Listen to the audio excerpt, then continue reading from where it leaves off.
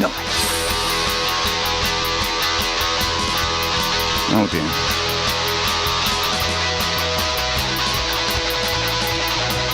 I have about 17 cardigans.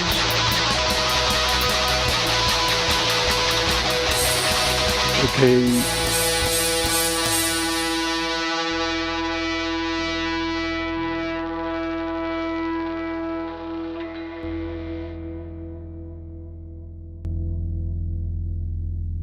Next up, very, very excited to welcome up the one and the only Andy Bennett.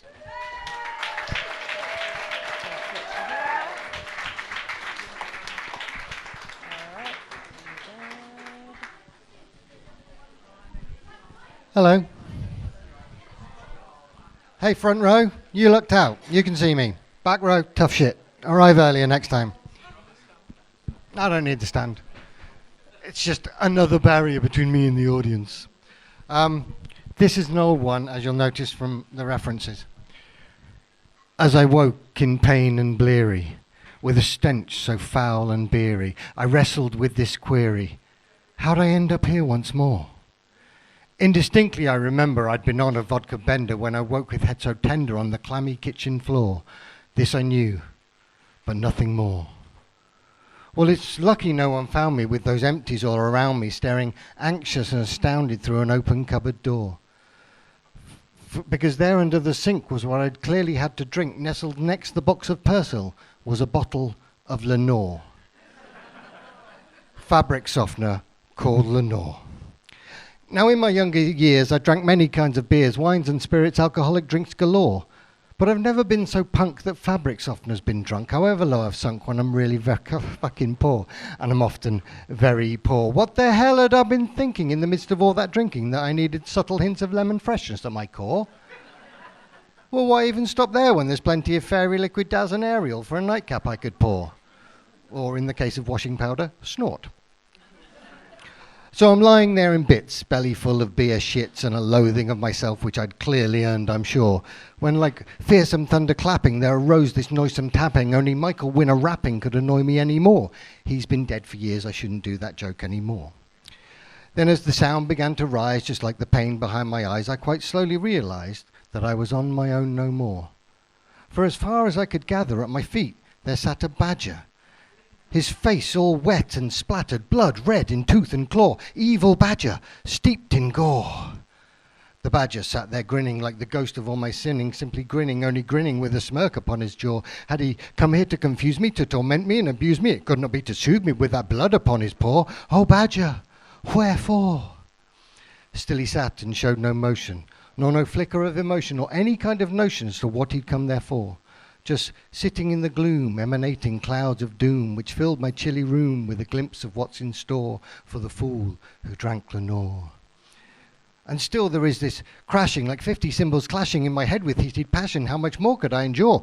My senses all were routed, my sanity I doubted. As desperate I shouted at the badger on the floor with all the strength that I could draw. Oh, why do you annoy me? Were you sent here to destroy me, being so loud and noisy when my head is very sore? Why, you black and stripy bastard, don't you know that I got plastered, and last night while I was wasted drank this bottle of Lenore? Quoth the badger, shut your maw. Why don't you quit your crying? Yes, you're sick and maybe dying. It's your own fault you were lying there upon the kitchen floor. What the hell did you expect, hurling that shit down your neck? Thus the badger did reflect, oozing hate from every pore. I continued. I implored, oh, badger, I've been thinking, is this about my drinking? Are you here to give an inkling I should think about a cure? Please, badger, say this visit is to rouse my drunken spirit. The booze, well, I can quit it. Help me, badger, I implore, quoth the badger. Don't be sure. Did I neglect to mention that this ain't an intervention, more a sign of the dementia in the brain that you forswore? No way I'm here beside you to help you out or guide you, but rather to deride you. You're a moron, to be sure, quoth the badger, with a roar. Now we lie in the pre-dawn, heavy blinds and curtains drawn, and the badger, with a yawn, rests his head and starts to snore. As my senses start to dull, I know for him there'll be no cull, for the pounding in my skull says it's me that is no more, thanks to drinking damned Lenore. And the badger still is napping, despite the tapping, still is napping and occasionally crapping on the clammy kitchen floor. As my eyes begin to close, I feel him drooling on my toes. For me, there's no more shows, no returning, pas d'encore, and I'll go drinking, nevermore. Cheers.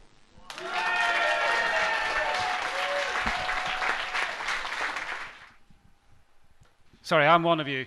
I'm talking about my generation. I'm talking about baby boomers. Afton Down, Freshwater. It's 3 o'clock on the final morning as the fingers of Hendrix pleasure pluck anthemic strings. The darkness pierced and an uneasy music-fueled mob of over 500,000 and me aroused back to electric frenzy. We're at the Isle of Wight in 1970, frolicking naked in the sea, grooving to the music, curled up in fields with flowers in our hair, smoking marijuana and enjoying free love. Young men with flowing locks in 27-inch flares, young women wearing paper underwear, sleeping under stars. 10 of us, 9 young blokes, one with his lovesick chick, huddled in a white transit, hurting through the night to get there in time, soak up the atmosphere, immerse ourselves in the soundtracks of our age. My generation.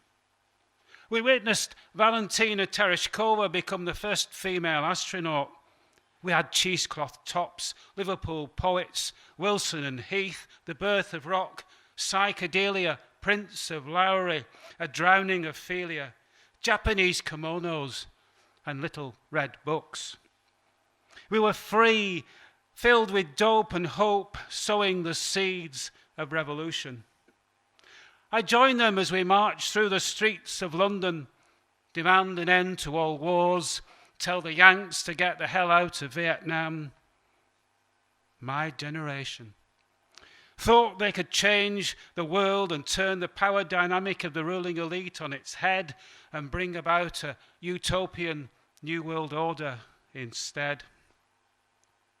My generation voted for Brexit and BJ, are complicit with environmental drift, with their 4x4s, wood burners, final salary pensions and holiday homes in France.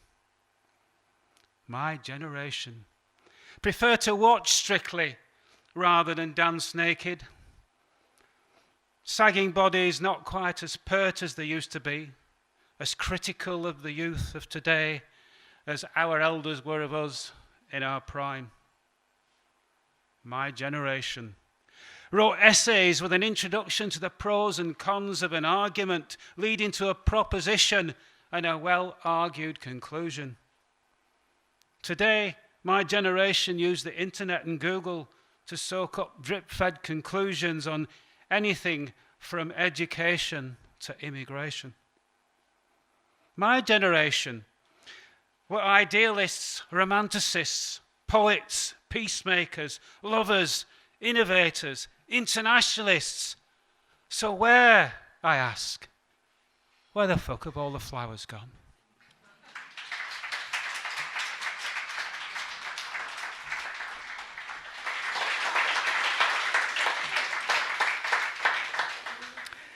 And this one is in memory of a lovely friend of mine who sadly had Alzheimer's disease. And our days spent together were kind of bittersweet, really. And it's called Dandelion and Burdock Remembered. We're out shopping, my friend and I. Do you know what I'd really like? She says. No, I say, hopeful of finding something, anything to make her happy. Some dandelion and burdock. Haven't had any of that for years. The first place we try doesn't stock it, but we get some cat food. And as we get in the car, she says, do you know what? I just love some dandelion and burdock. Yes, I say, I know. But that shop didn't have any. Shall we try another? Oh, yes, that's a good idea. The next shop we try doesn't have it either, but she buys some cat food, and as she gets into the car, she says, do you know, I'd love some dandelion and burdock. Haven't had that for years. Yes, I say, I know. We'll try Tesco, shall we? OK, she says, with a vague, cheerful smile. We find it at Tesco, but not before she's loaded more cat food into the trolley. With a small sense of triumph, I place her purchases in the boot. That's a lot of cat food, she remarks. Back home, she opens the precious bottle. The contents, relieved of pressure, erupt over the kitchen work surface. "Oh no," she said. "What's happened?" "Don't worry," I say, mopping up the spill and pouring her a glass. She goes into the living room and with a grateful sigh settles in her favourite chair. That's nice," she says, drinking it down in 3 quick gulps. Later, as we return the glass to the kitchen, she notices the half-empty bottle still sitting on the side. "Oh, dandelion and burdock," she says. "Haven't had any of that for years."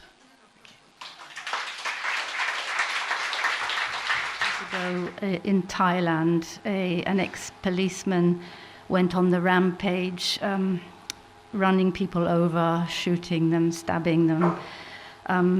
And among the casualties were 24 children in a nursery who had been napping. Nursery massacre, Utai Sawan, Thailand. We inhabit a body of the 5 senses, receiving and transmitting. A kindly body in the path of a shooting rain of destruction. We inhabit within that body an ideal world where nothing casts a shadow, where no stomach opens in a maw. There's light welling on the horizon, and the man with the knife of rage in his heart lies down instead with the sleeping children.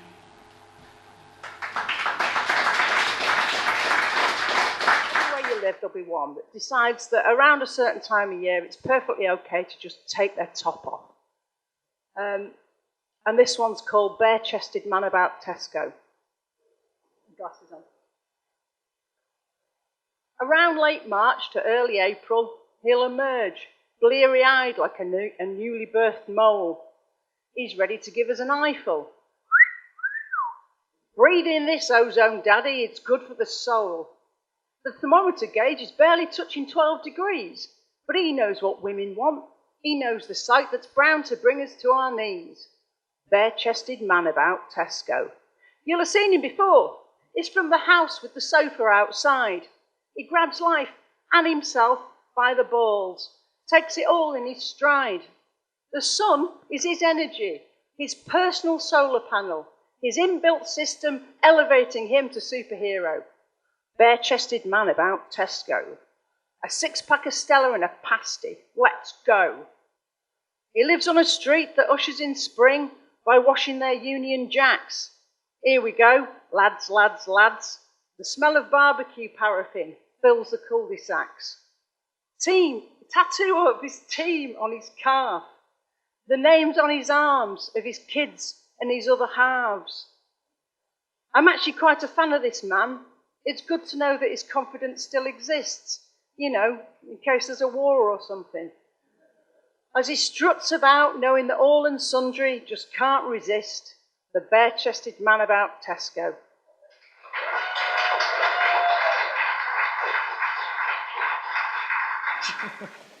So this first one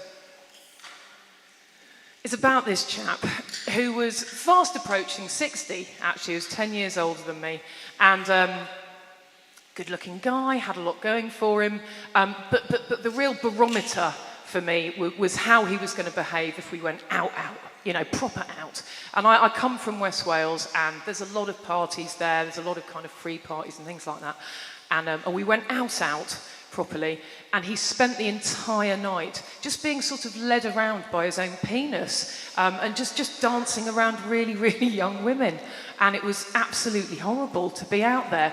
It was this bizarre combination of sort of being passed up for younger women, but that wasn't the problem. It was more like, oh, I remember being really young in my 20s and having men who still think they've kind of got it, kind of coming over and invading your space. That's really awful. So it was awful. It was an awful experience. Anyway, I've written this poem, and it's called The Old King of the Dog and Duck. Quick glance in the mirror as he hoovers it clean. You've still got it, King. Waxed nasal hairs, teeth pristine. paying for those monthly, a veneer of youthful vigour. He's not minding the gap that's only getting bigger between the platform he built on the pages of Loaded and the train that's speeding to a destiny where more than his septum's eroded. Hot women are pills that dull the entropic pain. Mate, like an annoying BMW driver undertaking, stay in your lane. His ball bag's descent, racing the hairline receding, but still gives a woman feedback on what kind of body he'll be needing to get himself going. She's got to be a 10, ideally early 20s, says that's just how it is for men. Sees women as buses there to hop on and hop off, ride to a stop where he stood there in limbo, frozen in time, legs slightly akimbo, when life was full of promise and his lungs were still pink, when his back didn't hurt and his breath didn't stink, when his jawline could cut cheese and all the girls adored him. How like a god he was down the dog and duck, and how he can still just reach it when he manages to get her. Fuck time and its relentless attrition. In another life, he didn't leave her. He knuckled down to the mission. He glances them together sometimes in the mirror on his table, under the white crumbs, ghosts from a life more stable.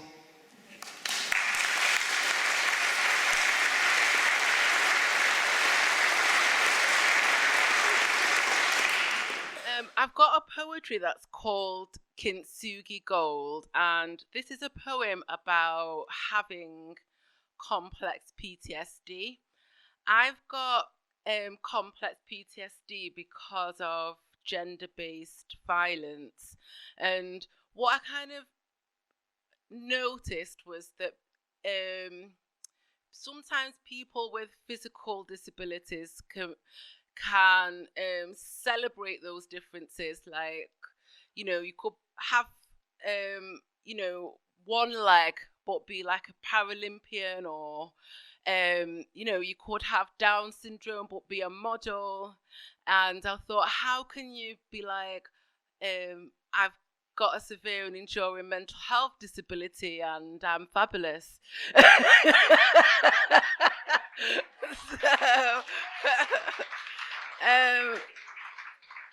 So anyway, so this is my attempt at doing that, and it's called Kintsugi Gold. Gold is associated with illumination and love. Gold rings are promises of forever. Gold is a symbol of worth. To view gold in yourself is to have knowledge of your own divinity. Gold is as bold as courage.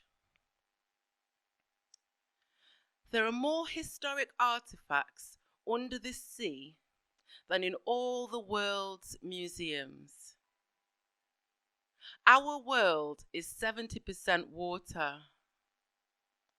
We are 70% water. We are crashing. We are breaking our crest. We are a tsunami, a hurricane. We are breaking down. An ocean is a body of water, cracked with the deepest trenches. My trauma is a violent sea dragging me in. I cannot fight it, wave after wave, leaving me wrecked. My trauma is buried deep inside like sunken ships. Our oceans are full of secrets. There's something magical and mystical about ocean life. Maybe it's because we know so little about what lurks beneath. the spectacular ruins standing proudly on the ocean floor amongst the celestial bodies of dead slaves. A long time ago, a star exploded and pieces of it landed in the ocean, a type 2 supernova. Break down, breaking bad, breaking things is smashing. Clean break, multiple breaks, complex fractured break, broken family, broke, break away. Clouds break. Why can't I? My complex post-traumatic stress disorder is a church founded on a golden sculpture of my crucifixion. I am broken by complex post-traumatic stress disorder. Glimpses of a past life held together by my body. Glinting like a mosaic basilica, I am made into a goddess of my own temple. The broken contain the elements of the stars. The broken contain elements of dark matter. The broken contain the ocean. My complex post-traumatic stress disorder is a church founded on a golden sculpture of my crucifixion. I know I'm broken. Japanese galleries repair broken pottery by filling the cracks with gold. This makes the piece more inspiring than the original. They don't try to hide or disguise the cracks, but make a beautiful feature of them. And the places where they were broken become the most valuable. How does it feel to be broken inside? The trauma cannot fade with elapsed time. After 7 minutes, 7 hours, 7 days, 7 months, 7 years, episodic flashbacks recurring, echoed over and over, caught in an elliptical cycle, almost unearthly in its effects. I dissociate from my emotions and my mind escapes like an astronaut detaching from a space station and floating out into space alone, into the emptiness, into the nothingness. It's like being in space and you're looking down on Earth and you realize you're not on it. It's surreal. You are actually in orbit, zero gravity in the expanse that exists between celestial bodies. People with PTSD are gold. You are perfect, whole, and complete, just the way you are. You have been through a crucifixion and you have risen again. You are golden in your broken places. We are the depths of the ocean, the depths of despair, the depths of the universe. We are magical. We are mad beautiful, mad deep, mad amazing. We are beautiful in our brokenness. Celebrate our shatteredness. Become an alchemist. Perform kintsugi on ourselves. Broken and all. golden and all, precious and all. Thank you. So that's where poetry starts. That's how poetry starts. And women have been in this poetic history all along. So the next one I'll read is, I got commissioned to make a radio documentary about Anne Locke, who wrote the first sonnet sequence in English. And as part of that, I wrote these 2 sonnets for her. 2 sonnets for Anne Locke. A sonnet, sorry, I've gone husky. A sonnet is a moment's monument. So Dante Gabriel Rossetti said.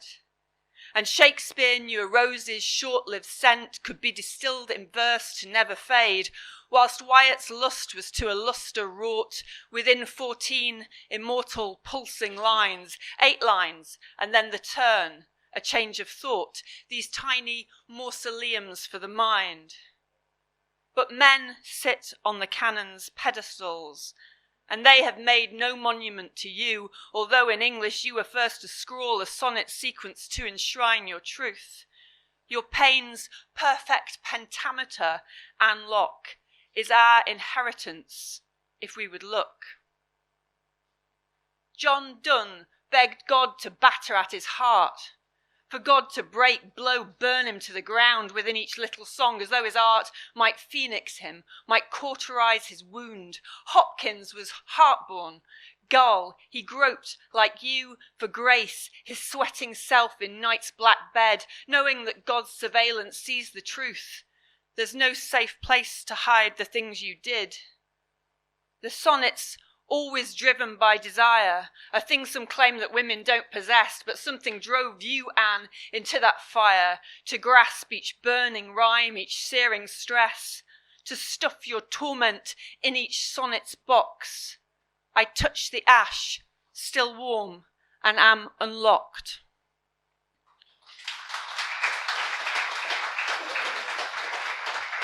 Thank you very much. Because this final poem went forward to compete in something called Slamavision, which is the European poetry stand-up. You might be aware of this poetry version of kind of Eurovision, I suppose. And I represented Exeter with this next poem. I didn't win, but don't look so surprised. That was a sarcastic expression. But I did get full marks in Iceland and Slovenia, so I've literally got a gig in Ljubljana. So every Clyde. The judges described this poem as the poetic equivalent of a panic attack. This poem literally requires a run-up. This poem taps into the universal sense of fear that every single person in this room experiences 15 minutes before visitors arrive to your house.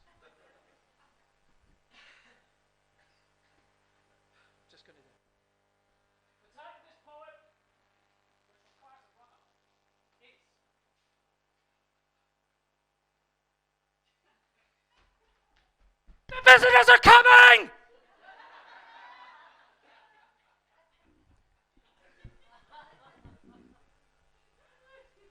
The visitors are coming. The visitors are coming.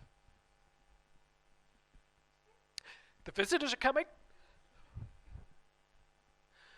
The visitors are coming.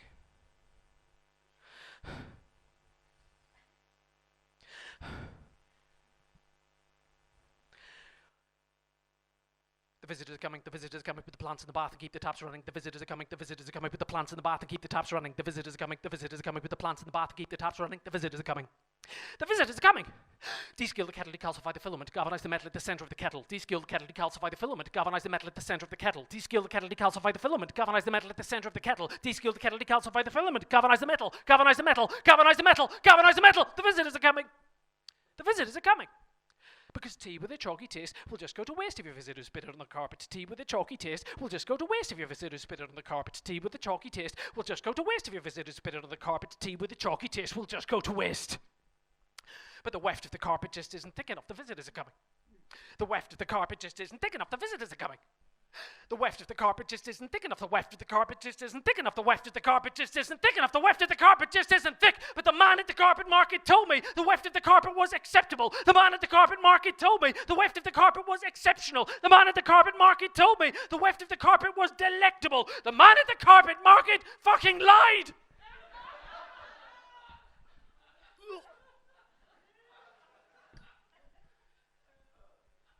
Someone get the number for the ironmonger. The visitors are coming. Someone get the number for the ironmonger. The visitors are coming. Someone get the number for the ironmonger. Someone get the number for the ironmonger. Someone get the number for the ironmonger. Someone get the number for the ironmonger. Someone get the number for the ironmonger. Because I've looked at the forks. And the prongs are all wrong. The prongs are wrong. They're all the wrong width. I've looked at the forks, the prongs are all wrong. The prongs are wrong, the prongs are the wrong width. I've looked at the forks, the prongs are all wrong. The prongs are wrong, the prongs are the wrong width. I've looked at the forks, the prongs are all wrong. The prongs are wrong, the prongs are the wrong width. The prongs are wrong, the prongs are the wrong width. The prongs are wrong, the prongs are the wrong width. The prongs are wrong, the prongs are the wrong width. The prongs are wrong, the prongs are the wrong width. The prongs are wrong, the prongs are the wrong width. The prongs are wrong, the prongs are the wrong width. Steam clean the doormat. Delice. The neighbour's cat, marinate the Weetabix, de-shell the prawns, laminate the crucifix, delete the porn, de-egg the eggnog, hide all the knives, spatchcock the hedgehog, defrost your wife, sacrifice a lamb in the name of Laura Kunzberg, sacrifice a lamb in the name of Laura Kunzberg. The visitors are coming. The visitors are coming. The visitors are coming. The visitors are coming. The visitors are coming. The visitors are coming. The visitors are near. The visitors are near. The visitors are near. The visitors are near. The visitors are here. The visitors are here. Charlotte, how are you? Looking fabulous. Would you like a cup of tea? What's that? You'll have one if I'm having one. No problem. What? Decaffeinated? Decaffeinated?